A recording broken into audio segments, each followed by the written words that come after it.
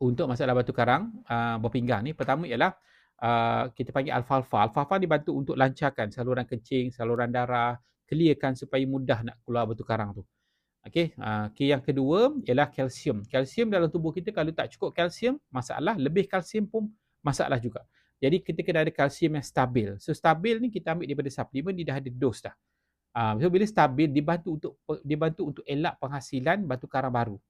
Kan batu karang kita tak nak kan, dah sekarang ni kalau appointment hospital kerajaan kan, punyalah lama dia punya appointment, lambat nak dapat appointment, dia makin besar. Dia boleh jadi makin besar. Jadi kita tak nak, kita nak benda tu hilang, betul tak? Ketiga ialah omega 3, minyak ikan. Minyak ikan ni fungsi dia untuk bakar lemak. Senang cerita dibakar dan dia akan cairkanlah benda tu. Sebab benda tu daripada asid dan daripada juga daripada kolesterol. Daripada kolesterol kan. Jadi bila dibakar, naikkan kita punya kadar metabolisme tubuh, dia akan bakar selalu, dia bantu untuk cairkan benda tu lah. Dan bantu untuk anti radang juga. Dah rasa senak, dah rasa sakit kan. Maksudnya apa? Berlaku radang, inflamasi.